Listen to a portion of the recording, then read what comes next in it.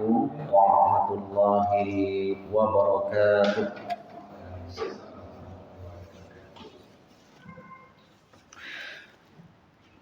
Innal hamdalillah nahmaduhu wa nasta'inuhu wa nastaghfiruh wa na'udzu billahi min shururi anfusina wa min sayyiati a'malina. Man yahdihillahu fala mudhillalah wa man yudlilhu fala hadiyalah. Asyhadu an la ilaha illallah wahdahu la syarikalah wa asyhadu anna Muhammadan abduhu wa rasuluh. Qala Allah ta'ala ya ayyuhalladzina amanu taqullaha haqqa tuqatih wa la tamutunna illa wa antum muslimun. Ya ayyuhan nas ittaqu rabbakumul ladzi khalaqakum min nafsin wahidah wa khalaqa minha zawjaha wa batha minhuma rijalan katsiran wa nisaa'a wattaqullaha alladzi tasaaluna bihi wal arham innallaha kana 'alaikum raqiba. Ya ayyuhalladzina amanu taqullaha wa qulu qawlan sadida yuslih lakum a'malakum wa yaghfir lakum dhunubakum wa man yuti'illaha wa rasulahu faqad faza fawzan 'azima. Amma ba'du, fa inna asdaqal hadits kitabullah wa khairul hadi Muhammadin sallallahu alaihi wasallam wa syarrul umuri muhdatsatuha wa kullu muhdatsatin bid'ah wa kullu bid'atin dhalalah wa kullu dhalalatin finnar. Alhamdulillah, jamaah yang dimuliakan Allah Subhanahu wa taala, kita berjumpa lagi dalam keadaan sehat walafiat. Ini karunia dan nikmat dari Allah Subhanahu wa taala, dan diberikan kesempatan dan kekuatan untuk menghadiri majelis ilmu. Ini adalah sebuah kesempatan yang Allah tuntunkan kita, dan ini merupakan keberkahan di antara keberkahan yang Allah berikan kepada kita, sehingga duduknya kita di sini mudah-mudahan mendapatkan pahala di sisi Allah Subhanahu wa taala. Kita akan lanjutkan pelajaran dari syarah salah satu usul atau syarah al-usul tsalatsah.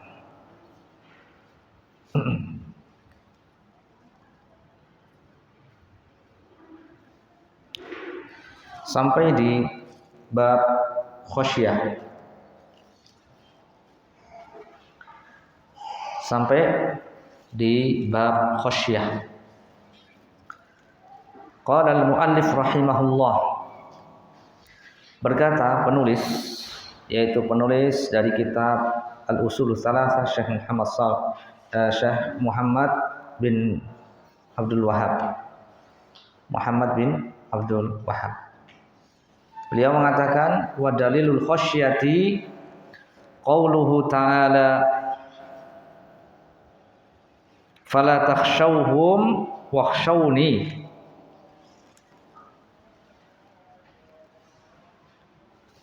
Surat Al-Baqarah 150.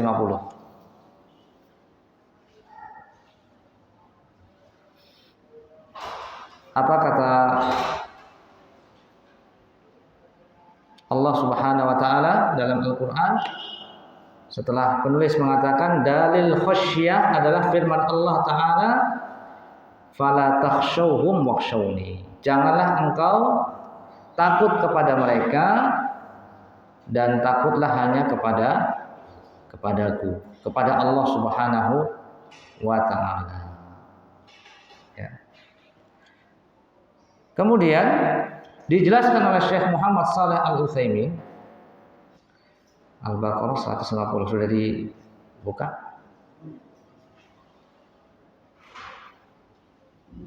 Ini panjang ya ayatnya.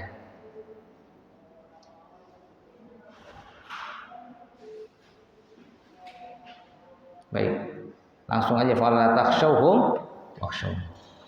Al-khasyah. Apa yang dimaksud dengan khasyah? Dijelaskan oleh Syekh Muhammad Shalih Al-Utsaimin, al-khasyatu hiya al-khauful mabni 'alal ilmi.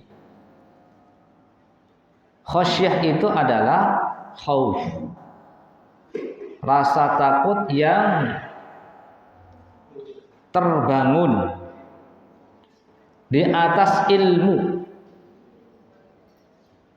Rasa takut yang tegak di atas ilmu. Bi'azamati man yakhshahu. Tegak di atas ilmu atau tegak di atas pengetahuan akan keagungan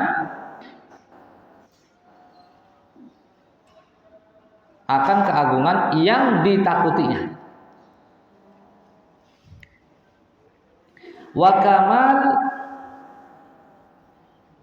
kamali sultanihi,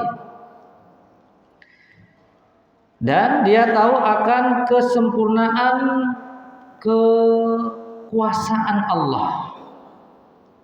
Itu makna apa tadi? Khasyah.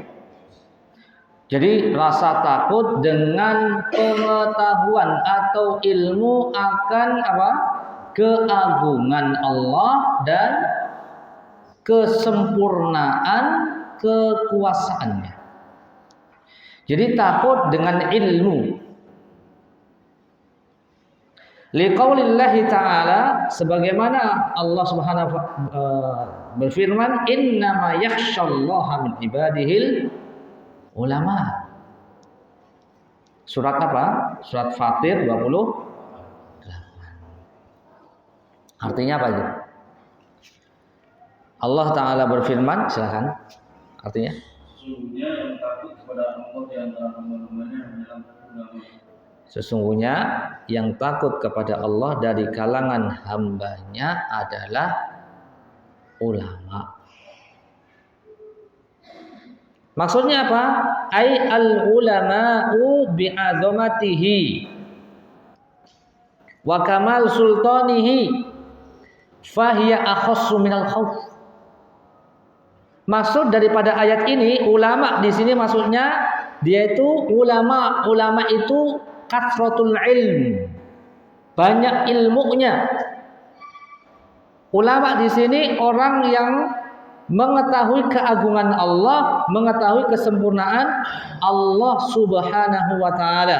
Hal inilah yang membuat orang yang menuntut ilmu itu mestinya tambah takut kepada Allah. Semakin lama, semakin banyak yang dia kaji,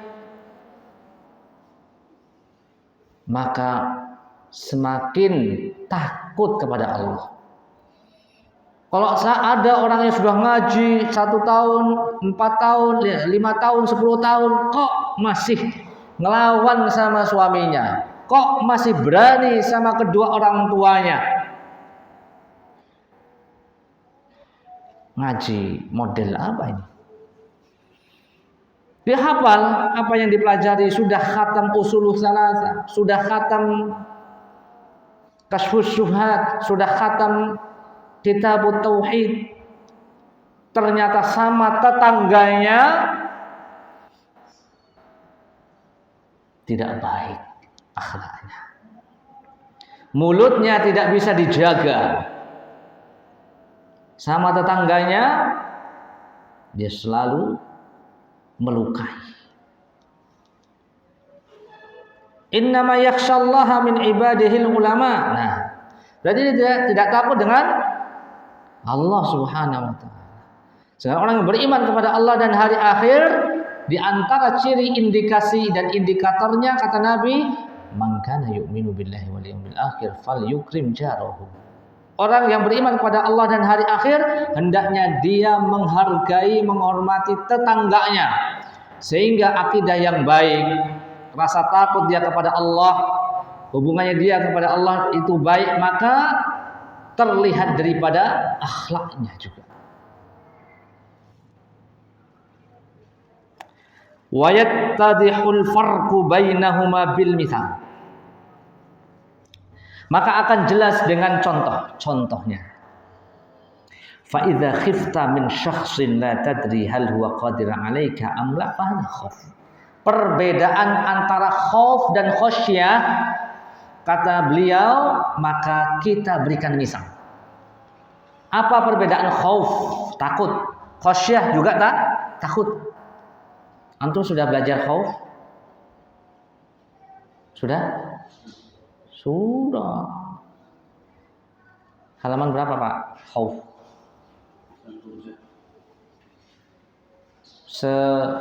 Iya, tentang khauf dan roja itu. Sebelum roja. 109. Nah, ini perbedaan khauf dan roja. Apa bedanya Ustaz? Kan sudah ada di khauf itu juga takut, khasyah itu juga takut. Dalil khauf apa? Fala takhafuhum wa khafuni in kuntum mu'minin. Ali Imran 175 kan? Jangan takut kepada mereka, takutlah kepadaku, kepada Allah. Tadi dalil khasyah apa? Fala takhshawhum wakhshawni. Apa artinya? Surat Al-Baqarah 150 tadi apa? Nah, kalau tadi surat Ali Imran apa artinya? Yang khauf tadi halaman berapa sebelumnya? Nah, itu apa? Artinya kan sama kan? Takut kan? Tapi kalau bahasanya beda. Khauf sama khasyah. Apa bedanya? Nah, bedanya nanti terakhir diadakan kuis. Apa bedanya khauf dan khasyah? Yang betul hadiahnya dibeli sendiri.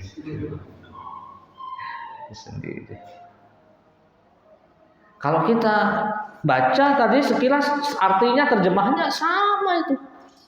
Jangan takut, tapi tadi fala takhafum khauf. Kalau ini fala takhshawhum. Benar enggak? Yuk kita baca. Apa bedanya? Beda antara khauf dan khasyah dengan contoh. Jika engkau takut kepada seseorang tapi enggak tahu apakah orang itu mampu untuk melukai kita atau tidak, maka ini yang disebut khauf, rasa takut. Tanpa ada pengetahuan apakah dia bisa melukai kita atau mengalahkan kita atau tidak. Ini namanya rasa takut. Rasa takut yang tidak disertai dengan ilmu. Tapi ini perintah juga. Sebenarnya sama-sama rasa takut sih. Sama-sama rasa takut. Khauf itu harus. Ya tahu apa nggak tahu, ya tetap kita harus sama Allah itu harus takut. Nah, tetapi khasyah ini jauh lebih tinggi lagi tingkatan daripada khauf. Lebih khusus lagi. Lebih tinggi lagi daripada khauf. Khasyah itu lebih tinggi daripada khauf. Cuma apa khauf? Wa idza khifta min syakhsin ta'lam annahu qadir 'alaika fahatihi. Adapun khasyah, jika engkau takut pada seseorang dan engkau mengetahui bahwasanya orang tersebut itu mampu, orang tersebut itu besar, orang tersebut itu sangat mempunyai kebesaran, keagungan dan yang lainnya. Pokoknya kita tahu ini orang besar, bukan sembarangan. Paham gitu. Fahadi khasyah, maka ini adalah khasyah, yaitu rasa takut disertai dengan ilmu. Wa yuqalu fi aqsami ahkamil khasyah ma yuqalu fi aqsami ahkamil khauf. Adapun pembagian khasyah itu sama dengan pembagian dengan khauf. Jadi khauf itu ada berapa macam? Ada 3 macam. Ya kan? Ada 3 macam kan? Khasyah juga sama. Ada 3 macam. Khauf yang pertama apa? Yang tabi'i, yang secara tabiat. Secara tabiat, khauf tabiat, tabi'i. Mana sih?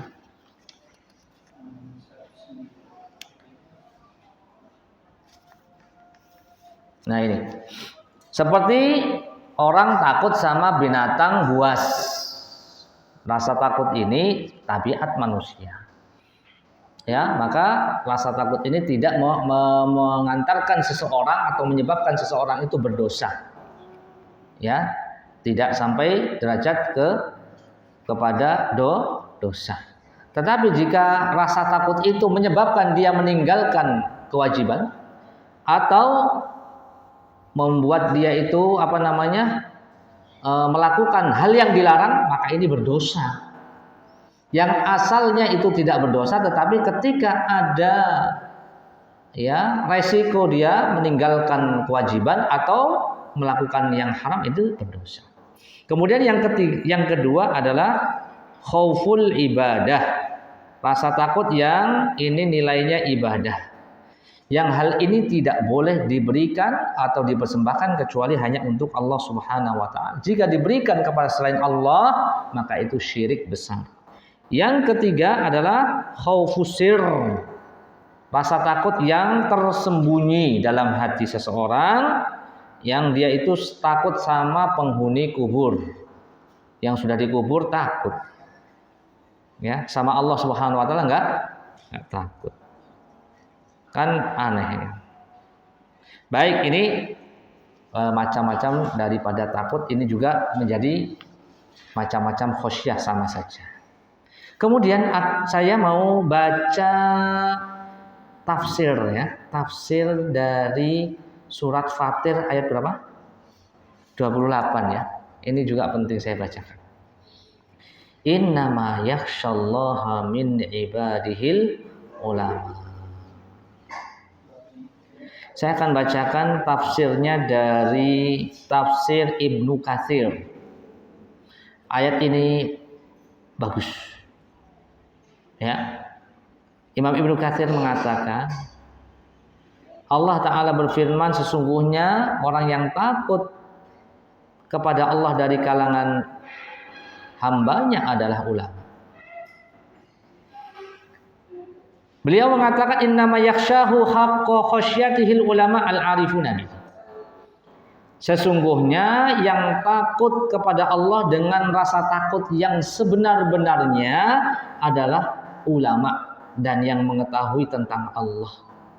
Kenapa? Beliau mengatakan li'annahu kullama kanatil ma'rifatu lil 'azimil qadiril 'alimil mawsufi bi sifatil kamal man'uti bil asma'il husna kullama kanatil ma'rifatu bihi atam wal ilmu bihi akmal. Karena bagus ini, semakin seseorang mengetahui akan keagungan Allah, kemampuan Allah, ilmu dan pengetahuan Allah, yang Allah itu disifati dengan sifat-sifat yang sempurna, mempunyai nama-nama yang husna, maka semakin dia mengetahui Allah sebenarnya, semakin dia kenal dengan Allah dengan sempurna, kanatil khasyah lahu a'zamu aktsar, maka akibatnya adalah rasa takut itu hadir. Bahkan rasa takut itu akan banyak dan lebih besar lagi. Ya. Inilah rasa takut yang ada pada orang yang berilmu. Hati mereka itu sangat takut dengan Allah Subhanahu wa ta'ala. Wa qala Ali ibnu Abi Thalhah dari Abdullah bin Abbas, innama yakhshallaha min ibadihil ulama qala alladzina ya'lamuna annallaha ala kulli syai'in qadir.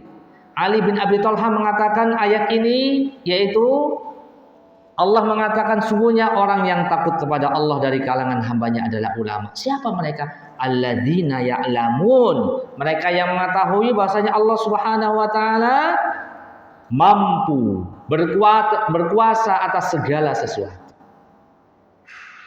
Ya. Dan orang yang takut, yang khasyah adalah al-alimu birrahman.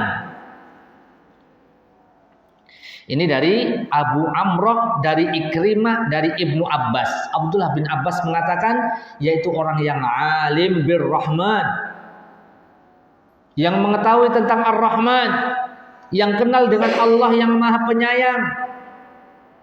Man lam yusyrik bihi syai'an, yang tidak menyekutukan Allah sedikit pun, wa ahalla halalah, dan menghalalkan apa yang dihalalkan Allah, wa harrama haramah, dan yang mengharamkan apa yang diharamkan Allah, wa hafidha wasiyatahu, dan senantiasa menjaga wasiat Allah, wa aikona annahu mulaqih, yang yakin akan pertemuan perjumpaannya dengan Allah, muhasibun bi amalihi, muhasib dan senantiasa bermuhasabah akan amalnya. Dan khasyah itu kata Sa'id bin Jubair adalah tahulu bainaka wa baina ma'siyatillahi azza wa jalla. Rasa takut yang sebenarnya adalah yang membuat engkau itu terhalang, tercegah antara engkau dan maksiat kepada Allah Subhanahu wa taala. Al-Hasan Al-Basri mengatakan al-alimu man khasyar rahmana bil ghaib. Sesungguhnya orang yang berilmu yang sebenarnya adalah orang yang berilmu yang sebenarnya. Perhatikan. Man khasyar rahmana bil ghaib. Orang yang takut kepada Ar-Rahman.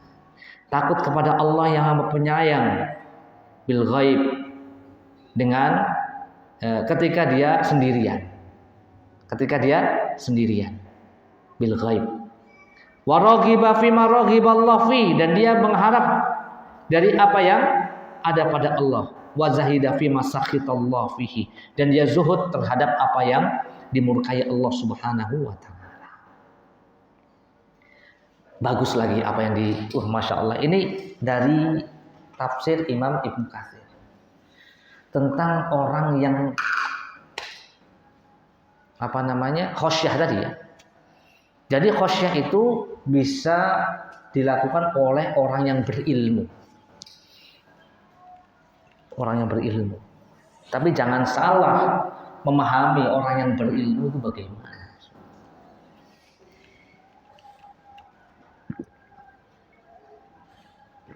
Coba lihat apa perkataan Abdullah bin Mas'ud. Apa kata beliau? Abdullah bin Mas'ud, sahabat Abdullah bin Mas'ud. Beliau mengatakan laisal ilmu an kathratil hadis. Ilmu itu bukan banyak-banyakan ngapal hadis. Walakinnal ilma an kathratil khasyah.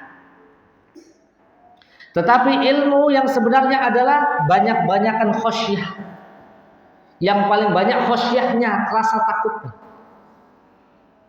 Bukan yang hafal ayat 30 juz, surat Al-Quran 30 juz, hafal hadis ribuan atau ratusan hadis, fasih bahasa Arabnya. Bukan itu, kata beliau. Tetapi orang yang berilmu sesungguhnya yang takut kepada Allah Subhanahu wa taala. Jadi bukan teori saja. Bukan retorika saja. Bukan pinter ngomong saja. Tetapi ya, rasa takutnya dia kepada Allah itu hakikat daripada ilmu yang sebenarnya. Innama yakhsyallaha min ibadil ulama. Lalu saya akan bacakan lagi.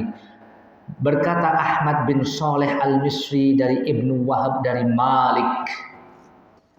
Beliau berkata, innal ilma laisa bikathratir riwayat wa innamal ilmu nurun yaj'alahu Allah fil qalb.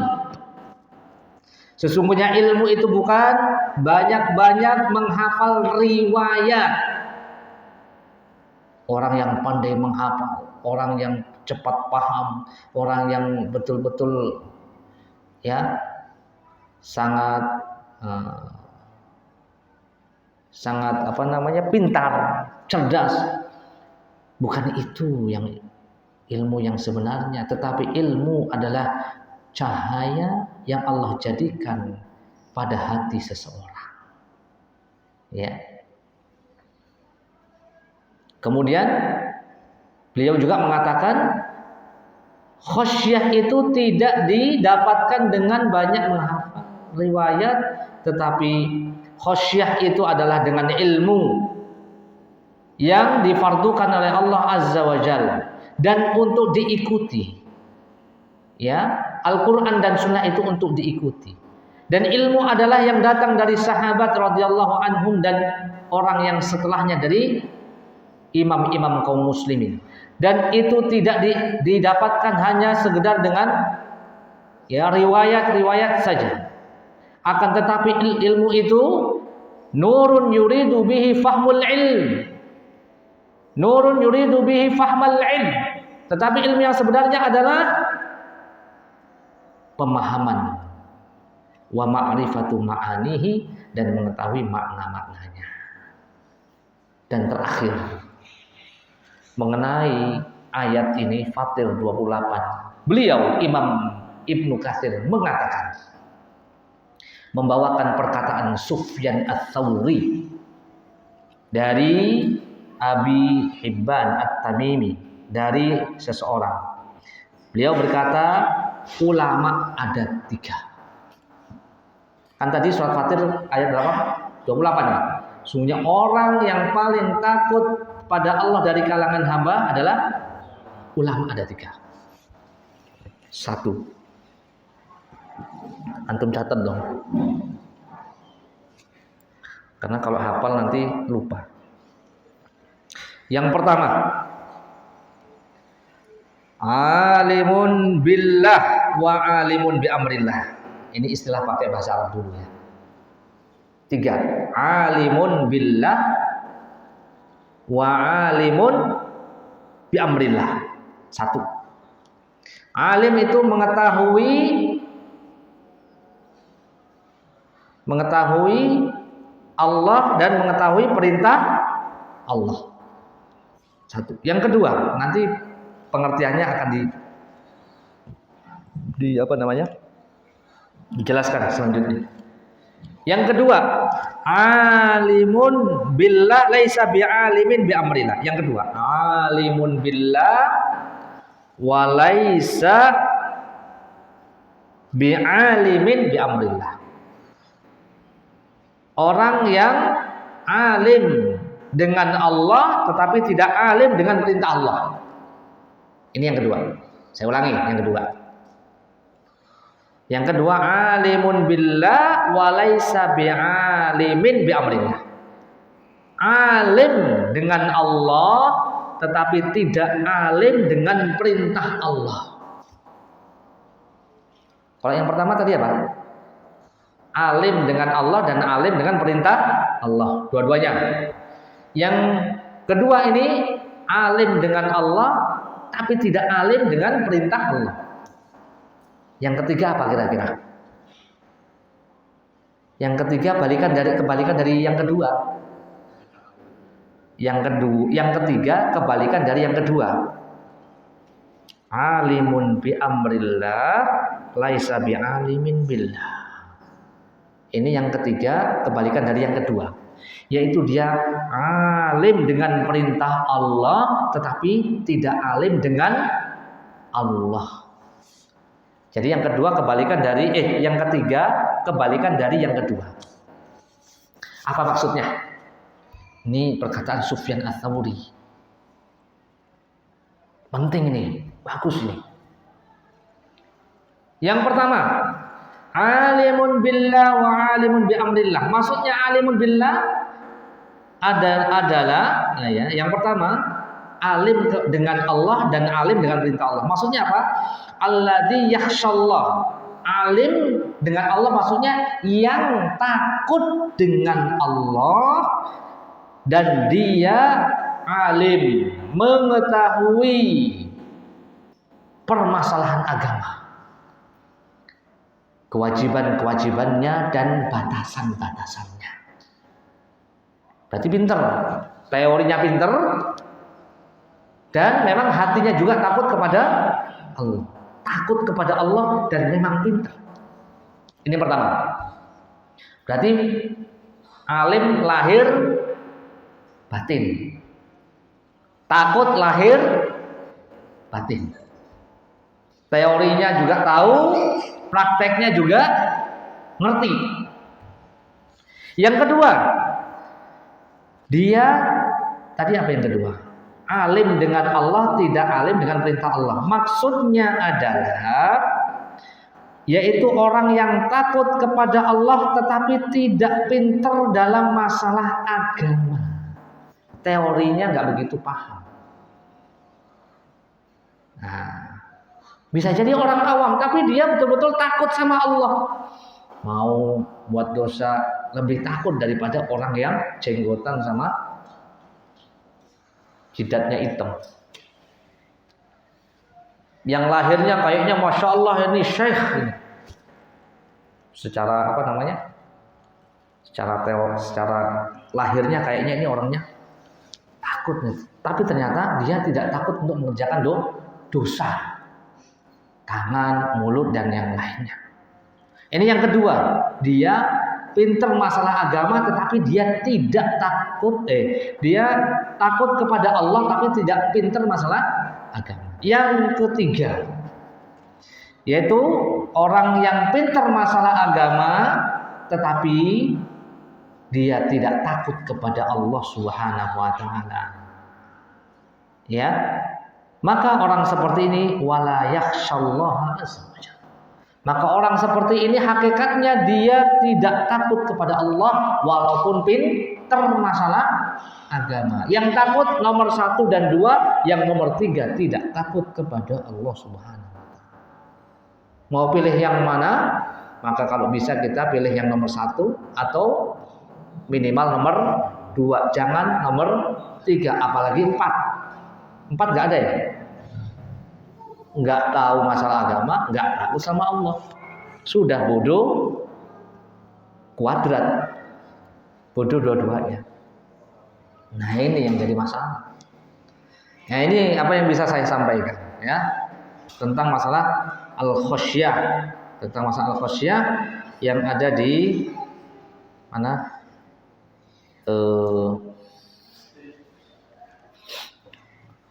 Tafsir Imam Ibnu Katsir. Jadi khosyah ini sebenarnya adalah satu sifat yang sangat besar dan ini merupakan salah satu syarat iman seseorang. Dalam surat At-Taubah 13, "Fallahu ahaqqa an takhshawhu in kuntum mu'minin." Jadi di antara faedahnya, faedah tentang khosyah. Jadi khosyah itu adalah syarat iman seseorang. Kalau mau jadi orang mukmin, jadi orang beriman, syaratnya itu khosyah. Dalilnya At-Taubah 13. Fallahu ahaq an takhshaw. Dan Allah itu zat yang berhak untuk engkau takuti jika engkau beriman. At-Taubah 13. Faedah yang kedua. Khosyah adalah merupakan akhlak yang melekat. Khosyah adalah akhlak yang melekat pada orang yang beriman, pada orang-orang yang beriman. Surat Al-Anfal ayat 2. Innamal mu'minuna idza dzukirallahu wajilat qulubuhum wa idza tuliyat 'alaihim ayatu zadatuhum imana wa 'ala rabbihim yatawakkalun. Sungguhnya orang beriman adalah yang jika disebutkan nama Allah, hatinya akan takut, wajilat qulub, rasa takut. Jika dibacakan ayat-ayatnya maka akan bertambah imannya dan dia akan bertawakal kepada Rabbnya.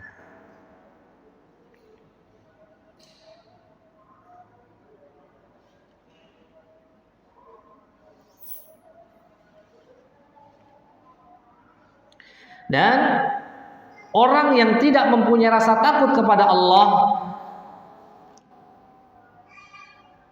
seperti orang-orang Bani Israel, hatinya akan mengeras seperti batu. Ini faedah yang ketiga. Orang yang tidak mempunyai rasa takut kepada Allah, maka hatinya akan mengeras seperti batu. Surat Al-Baqarah 74. Apa kata Allah? Summa qasat qulubukum min ba'di dzalik fahiya kal hijar. Maka hati mereka akan mengeras setelah itu, orang-orang Bani Israel, seperti halnya kerasnya batu, atau lebih keras daripada batu, au asyaddu qaswa, lebih keras. Kenapa? Karena batu, kata Allah, wa inna minal hijarati lama yatafajjaru minhul anhar. Karena batu yang keras itu, sungai-sungai itu masih bisa lewat airnya di sela-sela batu dengan batu yang lain, masih bisa air lewat, masih bisa ilmu lewat. Air itu diibaratkan ilmu, bisa nerima ilmu, bisa. Wa inna minha lama yashaqqaqu fayakhruju minhul ma. Sekerasnya batu, maka batu itu bisa retak, dan keretakan itu bisa dialiri air, sekeras-kerasnya batu. Tetapi kalau hati manusia sudah berkeras, jauh lebih keras daripada batu. Wa inna minha lama yahbitu min khasyatillah. Sekeras-kerasnya batu, kata Allah, wa inna minha lama yahbitu. Kalau batu itu jatuh dari atas ke bawah, maka batu itu bisa pecah, hancur. Wa mallahu bighafilin amma ta'malun. Tetapi hati manusia mau diuji dengan ujian apa saja, bencana apa saja, karena saking kerasnya dia tidak kembali kepada Allah Subhanahu wa taala, enggak sadar juga. Saking apa? Saking kerasnya hati seseorang, sangat sulit menerima ilmu, apalagi rasa takut kepada Allah Subhanahu wa taala. Ya. Sehingga Allah pernah memberikan permisalan yang baik tentang Al-Khasyiyah, surat Al-Hasyr ayat 21. Coba dibuka dong. Lau anzalna hadzal Qur'an ala jabalin la ra'aitahu khashi'an mutasaddian min khasyatillah wa tilkal amsalu nadribuha lin-nasi la'allahum yatafakkarun. Ini permisalan. Kalau seandainya kami turunkan Al-Quran ini di atas gunung, engkau akan melihat dia itu akan takut, karena takutnya dia kepada Allah Subhanahu wa taala. Dan itu adalah permisalan yang kami berikan kepada manusia agar mereka itu berpikir. Ya. Gunung yang besar itu pun bisa takut dengan kalamullah, dengan Al-Quran.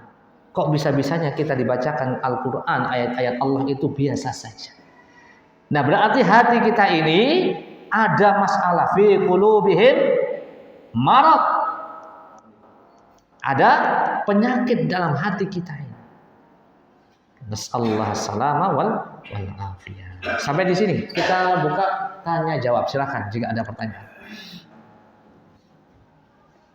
Ya, silakan. Mana? Kenapa dibedakan antara kaf dan khosyah? Kalau suaranya itu atau golnya itu sama-sama masuk kepada Allah. Iya. Pertanyaannya bagus ya. Kenapa harus dibedakan antara khauf dan syirik? Bismillah.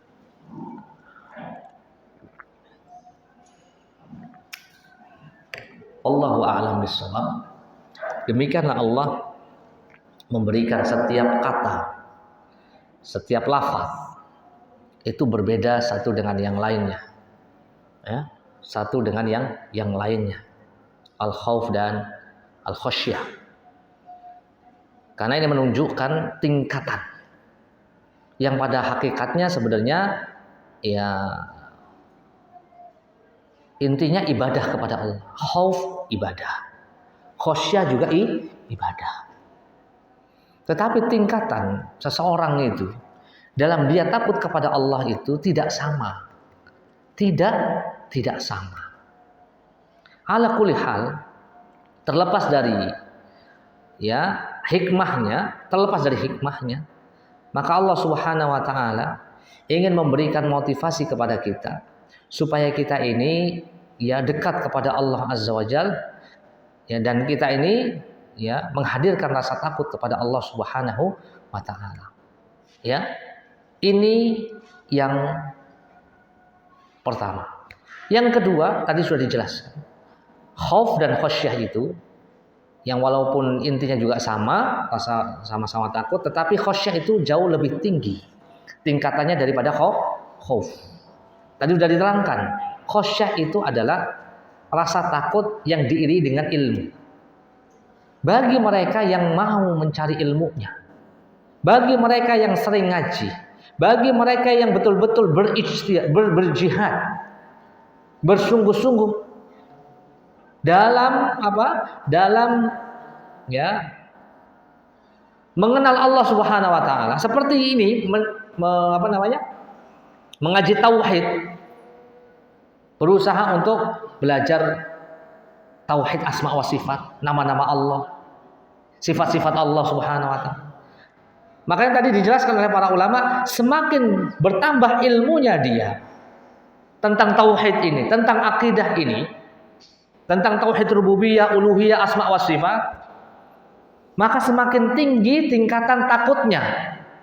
Semakin tinggi derajatnya khasyah, bukan khauf. Adapun tingkatan takutnya orang-orang awam ini hanya sekedar apa? Khauf. Tapi itu juga bagus.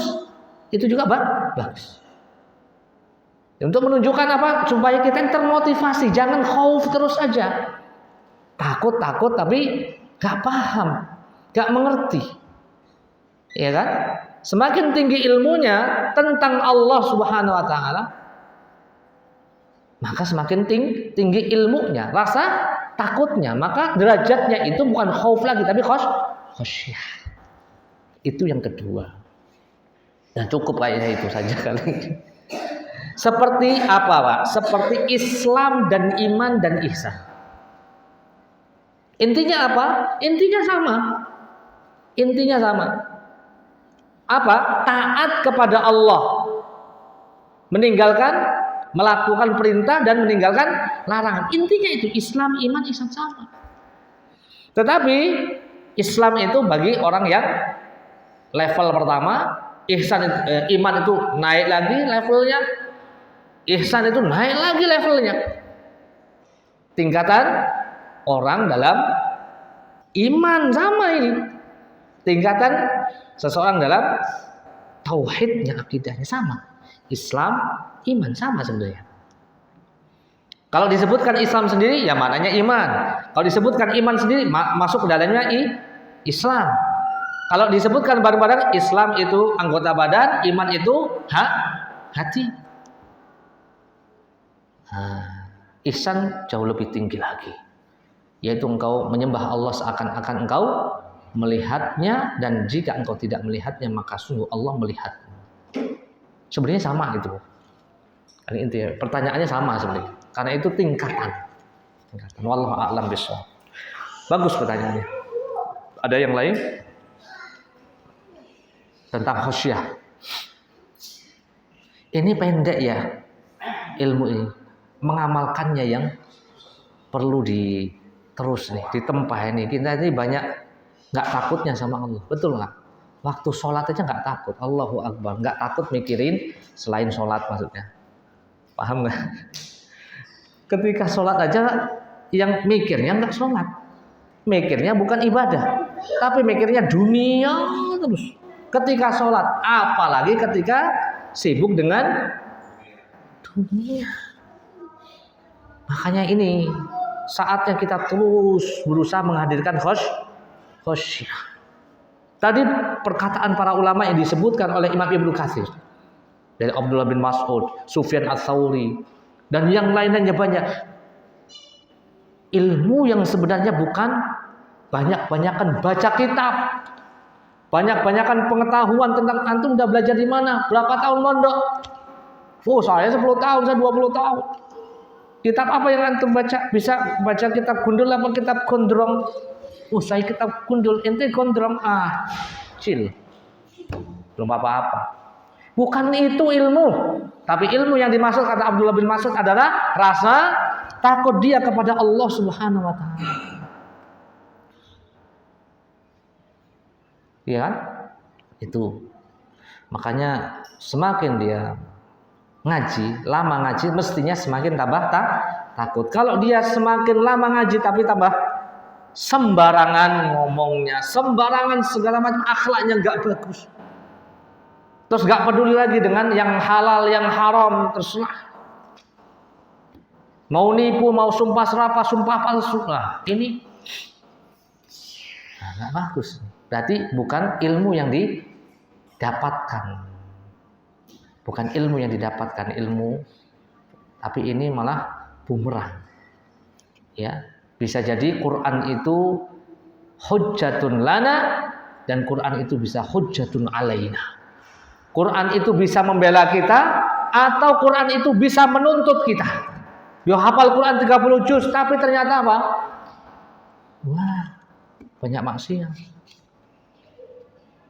Quran yang dia hafal itu bukan hujjah yang bisa membela kita, tetapi nanti Quran itu yang akan menuntut kita. Makanya di antara pertanyaan yang Allah akan tuntut kita nanti di hari kiamat, tidak akan bergerak dua kaki anak Adam. Sampai ditanya tentang beberapa perkara, tentang umurnya untuk apa, tentang ilmunya untuk diamalkan atau tidak. Nah ini ditanya nanti ini. Masya Allah.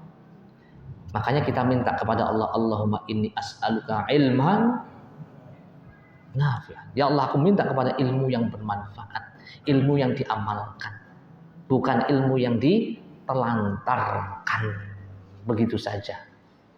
Nas'alullah salam wal afiyah. Adzan? Waktunya adzan? Ya silahkan. Nanti setelah adzan tanya lagi antum. Jangan nanya ya.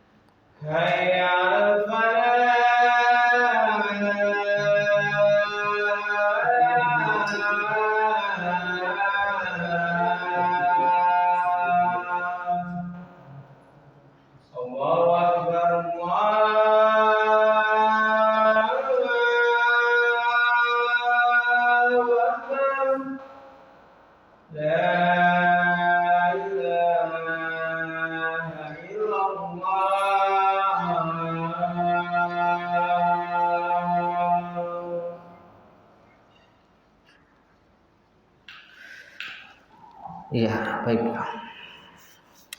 Ada lagi pertanyaan? Ya, silakan Pak.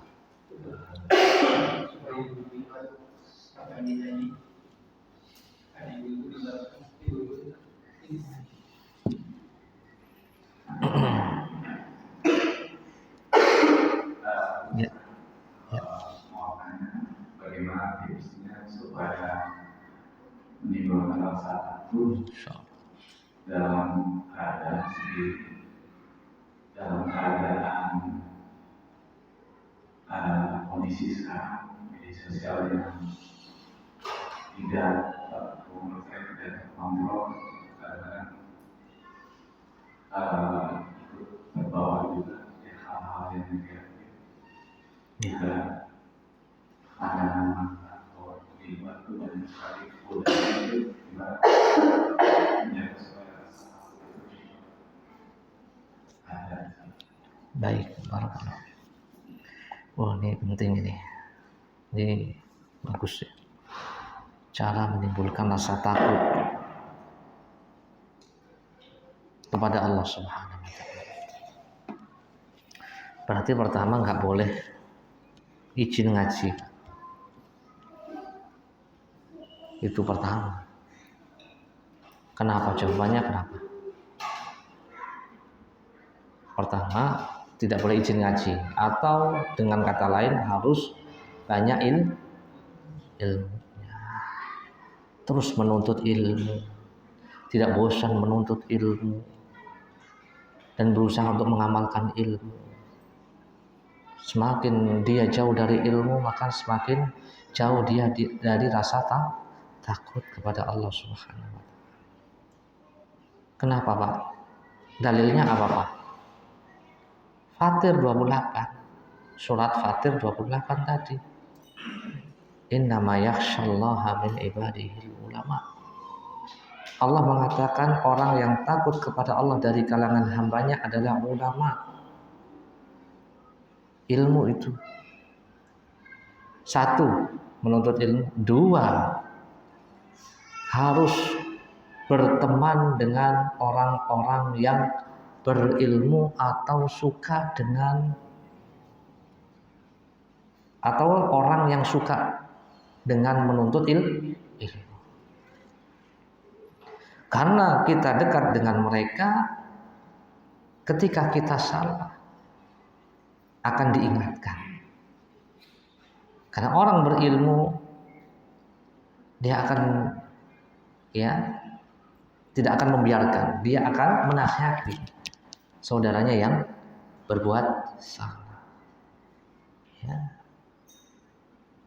Ibarat anaknya yang mau jatuh ke jurang, atau saudaranya yang mau jatuh ke jurang, dia akan selamatkan. Atau yang mau tenggelam, diselamatkan. Ya, itu faedah atau manfaat kita dekat dengan mereka yang punya ilmu. Jadi pertama menuntut ilmu, kedua dekat dengan orang berilmu, orang-orang soleh, betul. Orang yang bertakwa, yang beriman kepada Allah Subhanahu wa taala. Yang ketiga, berarti ini enggak semuanya saya sebutkan, banyak yang lain. Yang ketiga, ketahuilah kita pasti akan wafat, mati. Wafat. Dan itu pasti. Maka camkan di hati kita, mati itu pasti. Kematian pasti akan datang. Sehingga orang yang cerdas, ketika ingat mati, maka ingat apa yang akan dibawa untuk sesuatu di balik kematian itu. Dalam hadis riwayat Ibnu Tirmidzi, al-kayyisu man dana nafsahu wa amila lima ba'da. Al-kayyis, orang yang pintar, orang yang cerdas, kata Nabi.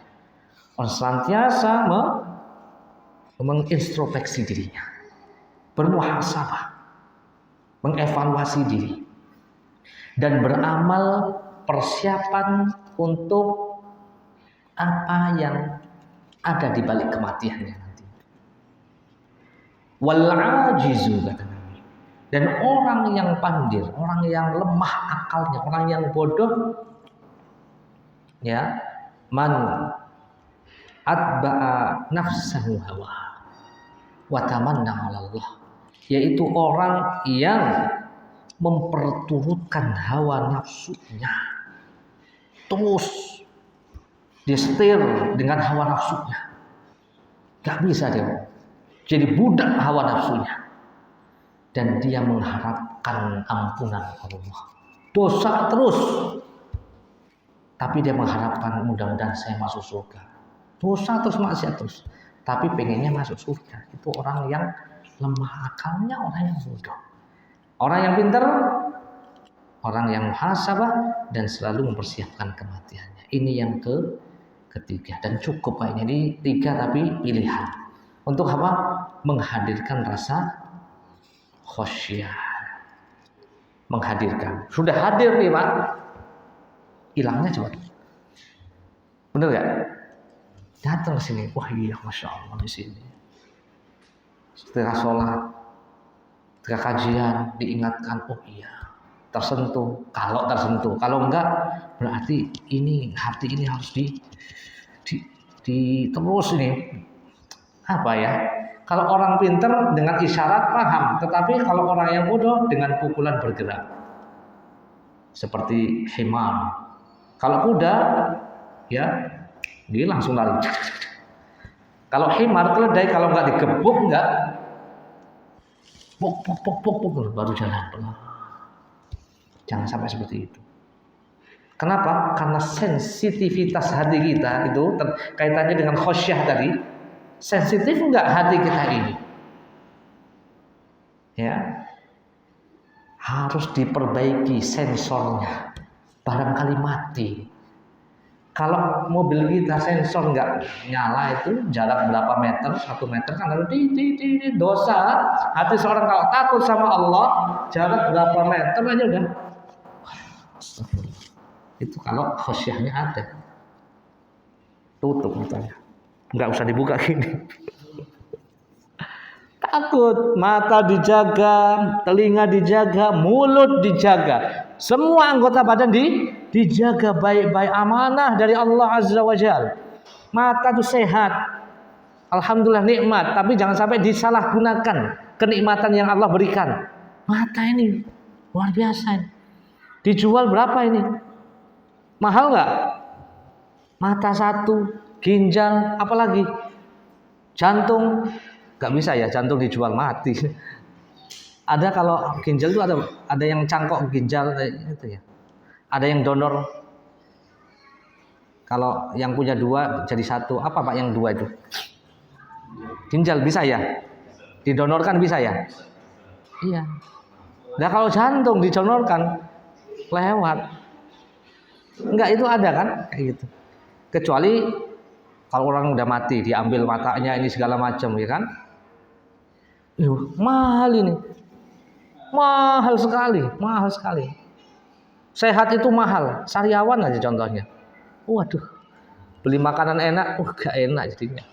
Padahal cuma sedikit, diambil nikmatnya sedikit. Mahal, betul nggak? Jangan disalahgunakan nikmat ini, karena itu akan ditanya. Tsumma latus'alunna yauma idzin 'anin na'im. Apa kata Allah? Kemudian akan ditanya latus'alun tentang apa?